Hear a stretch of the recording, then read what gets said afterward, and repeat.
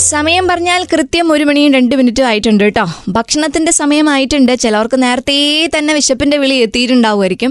ഈ ഒരു തോന്നൽ വന്നു കഴിഞ്ഞാൽ പിന്നെ അപ്പം തന്നെ അങ്ങോട്ട് ഭക്ഷണം കഴിക്കുക എന്നുള്ളതാണ്. അതിപ്പോൾ ഭക്ഷണത്തിന്റെ കാര്യത്തിൽ മാത്രമല്ല, ഏത് കാര്യവും അങ്ങനെ തന്നെയാണ്. അങ്ങനെ ഒരു തോന്നലിന്റെ പുറത്ത് ഒരു കസിൻസ് ഒരു യാത്ര തുടങ്ങിയിട്ടുണ്ട് കേട്ടോ. കുറച്ച് ദിവസങ്ങൾക്ക് മുമ്പ് അവർ വാങ്ങിച്ചിട്ടുള്ള ഒരു പുതിയൊരു ഓട്ടോയും എടുത്തിട്ടാണ് ഈ യാത്ര. അങ്ങനെ യാത്ര ചെയ്ത് തുടങ്ങിയിട്ടുള്ള തൃപ്പൂണിത്തുറക്കാരായിട്ടുള്ള അഖിലും അനന്തകൃഷ്ണനുമാണ് നമുക്കൊപ്പം ചേരുന്നത്. എന്റെ പേര് അഖിൽ എന്നാണ്. കൂടെ ഒരാളും കൂടെ ഉണ്ട്, കസിൻ.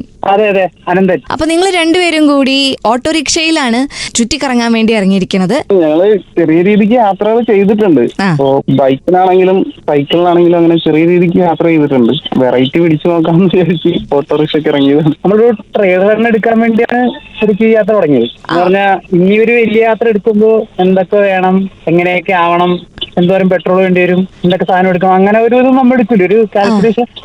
ഓക്കെ. നാഗാലാൻഡ് ഒരു ഡെസ്റ്റിനേഷൻ വെച്ചിട്ട് യാത്ര തുടങ്ങി. അപ്പൊ ഇപ്പൊ എവിടെ എത്തി? എന്നിട്ട് ഞങ്ങളിപ്പോ സിലിഗുരി എത്താറായി. സിലിഗുരി. അപ്പൊ എങ്ങനെയുണ്ട് ഇത്രയും ദിവസത്തെ യാത്ര? എങ്ങനെയുണ്ട്? കഠിനം ആണോ? ഇല്ല, അടിപൊളിയാ. ഈ റൂട്ട് എടുത്തിട്ടില്ല. ഈ ആന്ധ്രാപ്രദേശ്, വെസ്റ്റ് ബംഗാൾ, ഒഡീഷ ആ റൂട്ട് എടുത്തിട്ടില്ല. ആദ്യമായിട്ടാണ് ഈ റൂട്ട് വരുന്നത്. അപ്പൊ അതിന്റേതായ കുറച്ച് പ്രശ്നങ്ങളുണ്ട്. എത്ര ദിവസം കൊണ്ട് നിങ്ങൾക്ക് നാഗാലാൻഡിൽ എത്തി തിരിച്ചെത്താൻ പറ്റും എന്നുള്ളതാണ് പ്ലാൻ ചെയ്തിരിക്കണേ? 2 മാസത്തെ ട്രിപ്പാണ് ശരിക്കും പറഞ്ഞാൽ ഇത് പ്ലാൻ ചെയ്തേക്കുന്നത്. അപ്പൊ അവിടെ നാഗാലാൻഡിൽ തന്നെ ഒരു ഫെസ്റ്റിവൽ ഉണ്ട്, ഹോൺബിൽ ഫെസ്റ്റിവൽ. അത് ഒരു 10 ദിവസത്തെ പരിപാടിയാണ്. അപ്പൊ അതൊന്നും അവിടെ 10 ദിവസം എക്സ്പ്ലോർ ചെയ്യണം എന്നുള്ളൊരു ഇതില് December 1 1 മുതൽ 10 തീയതി വരെയാണ്. അപ്പൊ ആ സമയത്തിനുള്ളിൽ അവിടെ എത്തുവോ? ഞങ്ങളിപ്പോ തൊട്ടടുത്തായി. ഒരു 5 ദിവസത്തിനുള്ളിൽ അവിടെ എത്തും. 5 അല്ലെങ്കിൽ 4. നിങ്ങളുടെ യാത്രയൊക്കെ അപ്പൊ എങ്ങനെയാണ്? മീൻസ് വിശ്രമമൊക്കെ എങ്ങനെയാണ്? എല്ലാം വണ്ടിക്കകത്ത് തന്നെയാണോ? എല്ലാം ഏകദേശം വണ്ടിക്കകത്ത് തന്നെയാണ്. ഞങ്ങളിപ്പോ ഒന്നല്ലെങ്കിൽ ഒരു പെട്രോൾ പമ്പ് അല്ലെങ്കിൽ ധാബ അങ്ങനെ എന്തെങ്കിലുമൊക്കെ നോക്കിയിട്ട് അവിടെ വണ്ടി പാർക്ക് ചെയ്യും. പിന്നെ വണ്ടിയിൽ തന്നെ കിടക്കാനുള്ള സൗകര്യങ്ങളൊക്കെ ഉണ്ട്. അപ്പൊ അതിൽ തന്നെ കിടക്കുകയും പിന്നെ കുക്ക് ചെയ്യാനുള്ള സൗകര്യങ്ങൾ ഞങ്ങൾ ചെയ്തു വെച്ചിട്ടുണ്ട്. നല്ല സ്ഥലങ്ങൾ ഏതെങ്കിലുമൊക്കെ കിട്ടിക്കഴിഞ്ഞാൽ അവിടെ ഇട്ട് കുക്ക് ചെയ്യും. അങ്ങനെയാണ് പോകുന്നത്.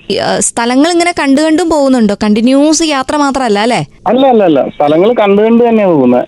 റൂട്ട് ഓരോരോ സ്ഥലങ്ങളിൽ ഓരോരോ ഇതിട്ടിട്ട് ആ ഏരിയയിൽ കൂടിയാണ് പോകണം. കറക്റ്റ് സ്ട്രൈറ്റ് റൂട്ട് പോയിരുന്നെങ്കിൽ ഞങ്ങളിപ്പോ നാഗാലാൻഡ് എത്തേണ്ട സമയം കഴിഞ്ഞു. എന്നായിരുന്നു ഇത് തുടങ്ങിയേ?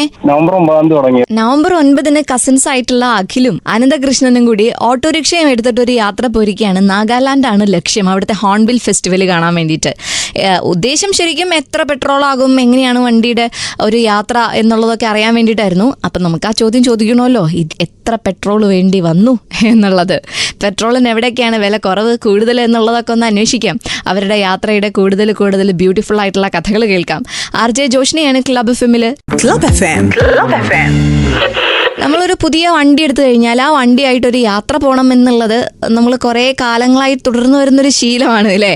അതേപോലെ പുതിയൊരു വണ്ടി എടുത്തിട്ട് ആ വണ്ടിയുടെ കണ്ടീഷനൊക്കെ ഒന്ന് നോക്കുക എന്നുള്ളതാണ് മെയിൻ ഉദ്ദേശം. പിന്നെ കുറേ കാലമായിട്ട് മനസ്സിലുണ്ടായിരുന്ന നാഗാലാൻഡിലെ ഹോൺബിൽ ഫെസ്റ്റിവലും പിന്നെ മേഘാലയ, അങ്ങനെ കുറച്ച് ലക്ഷ്യങ്ങളുമായിട്ട് തൃപ്പൂണിത്തുറക്കാരായിട്ടുള്ള അഖിലും അനന്തകൃഷ്ണനും കസിൻസ് ആണ് കേട്ടോ.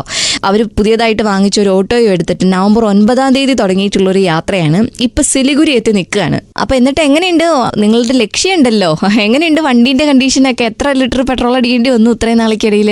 എത്ര ലിറ്റർ കണക്കറിയില്ല, ഏകദേശം ഒരു 10,000 രൂപയ്ക്ക് ഇപ്പൊ ഇവിടം വരെ പെട്രോൾ അടിച്ചിട്ടുണ്ട്. പോണ വഴിക്ക് ഏറ്റവും വില കുറഞ്ഞ എവിടെയായിരുന്നു? ഇവിടെ വെസ്റ്റ് ബംഗാളിൽ കുറവാണ്. വെസ്റ്റ് ബംഗാളിലും കുറവാണ്, ഒഡീഷയിലും കുറവാണ്. ഒഡീഷയിലാണ് ഏറ്റവും കുറവ് കാണിച്ചേക്കുന്നത്. എത്ര രൂപയാ? അവിടെ 101 ഉള്ളൂ. കൂടുതലുണ്ടോ നമ്മളെക്കാട്ടി? ഏതാ കൂടുതലുള്ളത് ആന്ധ്രയിലാണ്.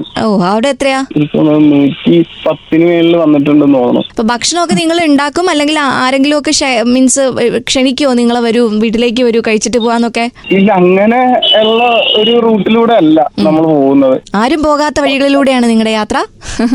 അങ്ങനെയല്ല, ഒരു കുറെ വയലിന്റെ നടുക്കൂടിയുള്ള റോഡുകളാണ്. ഓ നൈസ്. ഉള്ളിലോട്ട് കുറെ ഗ്രാമങ്ങളും അവരൊക്കെ അത് നമ്മളെ അത്ഭുതത്തോടു കൂടി നോക്കുന്നത്. എന്താണ് ആരാണ് പോകുമായിരുന്നത് ശരിക്കും? അപ്പം കണ്ണിന് നിറച്ച് കാഴ്ചകളുള്ള സ്ഥലത്ത് കൂടാണ് നിങ്ങളുടെ യാത്ര അല്ലേ?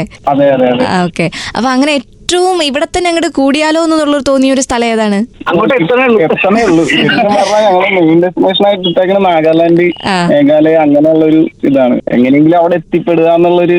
അല്ല, അവിടെ ഇഷ്ടം അവിടെ കൂടിയാ കൊള്ളാൻ. മേഘാലയ ആയിരിക്കും. ശരിക്കും നിങ്ങൾ എന്താണ് ജോലി ചെയ്യുന്നത്? എങ്ങനെയാണ് ഈ യാത്രയ്ക്ക് വേണ്ടിയിട്ടുള്ള ഒരുക്കങ്ങൾ എങ്ങനെയായിരുന്നു? ഞാൻ ശരിക്കും പറഞ്ഞാൽ ഞാനൊരു പെയിന്റിംഗ് തൊഴിലാളിയാണ്. പ്രത്യേകിച്ച് അങ്ങനെ കയ്യിലൊന്നും ഉണ്ടായിരുന്നില്ല. ഈ ഒരു യാത്രയ്ക്ക് വേണ്ടിയിട്ട് എന്റെ കയ്യിലൊരു ബൈക്ക് ഉണ്ടായിരുന്നു. അപ്പൊ ബൈക്ക് കൊടുത്തു. യാത്രയുടെ ഒരു ഇതുള്ളത് കാരണം അങ്ങനെ ചെയ്തതാണ്. ഞാൻ ആ ബൈക്കിന് യാത്ര ചെയ്തിട്ടുണ്ട് ഉള്ള ഒരാളാണ്. അപ്പൊ അനന്തനാണെങ്കിൽ സൈക്കിളിനൊക്കെ മുമ്പ് യാത്ര ചെയ്തിട്ടുണ്ട് അല്ലേ? നേരത്തെ അപ്പൊ പുതിയൊരു എക്സ്പീരിയൻസ് എന്താണ്? ഇത്തവണ പോയപ്പോ വണ്ടി മാറിയിട്ടുണ്ട്, അതിന്റെ ഒരു ഫീലിങ്സ് വേറെ തന്നെ ഉണ്ടാവുമായിരിക്കും. പുതിയ ആഴ്ച എന്ന് പറഞ്ഞാൽ ഈ വെസ്റ്റ് ബംഗാൾ കുറെ ഉൾഗ്രാമമാണ്. ഉൾഗ്രാമത്തിൽ കുറെ ഒരുപാട് ട്രാവൽ ഉണ്ട്. ഇപ്പൊ ആ ഒരു ഏരിയ പിടിച്ചാ ഉള്ളിൽ പോകുന്നത്. നോർത്ത് ഈസ്റ്റ് സൈഡ് ഞാൻ എക്സ്പ്ലോർ ചെയ്തിട്ടില്ല. അപ്പൊ അങ്ങോട്ട് കയറി കഴിഞ്ഞിട്ട് ആ ഭാഗം ഒന്ന് ശരിക്കും ചെയ്യണമെന്നുണ്ട്.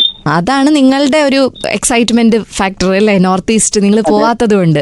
അതെ അതെ അതെ. അപ്പൊ ഇപ്പൊ ഭക്ഷണം കഴിച്ചോ? ഇന്നത്തെ എങ്ങനെയാണ് ഫുഡ് എങ്ങനെയാ ഉണ്ടാക്കുക ഉച്ചയ്ക്കൊക്കെ? ഇല്ല, ഞങ്ങള് ചില ദിവസങ്ങളിൽ ഒരുപാട് കൂടുതൽ നേരം റൈഡ് ചെയ്യാനുണ്ടെന്നുണ്ടെങ്കിൽ അന്നത്തെ ദിവസത്തെ ഫുഡൊക്കെ ചിലപ്പോൾ ഹോട്ടലിൽ നിന്നൊക്കെ ആയിരിക്കും. ആ വൈകിട്ട് ഒരു 6 മണിക്ക് മുമ്പ് ഞങ്ങൾക്ക് നല്ലൊരു സ്റ്റേ കിട്ടുവാണെന്നുണ്ടെങ്കിൽ അവിടെ കുക്ക് ചെയ്ത് അന്ന് നൈറ്റത്തെ ഫുഡൊക്കെ അന്ന് തന്നെ ഉണ്ടാക്കി കഴിക്കുകയൊക്കെ ചെയ്യും. ഓക്കെ, കഞ്ഞിയൊക്കെയാണോ അതോ നൂഡിൽസ് ഒക്കെയാണോ? എല്ലാം ഉണ്ട്. ഓരോ ദിവസത്തെ വിശപ്പിനനുസരിച്ച് നമ്മൾ മെനു തീരുമാനിക്കും അല്ലേ? അങ്ങനെയല്ല, നമ്മുടെ സമയത്തിനനുസരിച്ച് നമുക്ക് ഒരുപാട് സമയം ഉണ്ടെന്നുണ്ടെങ്കിൽ നല്ല നല്ല ഫുഡൊക്കെ ഉണ്ടാക്കാൻ പറ്റും. നമ്മൾ ഒരുപാട് രാത്രിയൊക്കെയാണ് എത്തുന്നുണ്ടെന്നുണ്ടെങ്കിൽ ചിലപ്പോ ബ്രെഡും പഴമൊക്കെ കഴിച്ച് അഡ്ജസ്റ്റ് ചെയ്യും.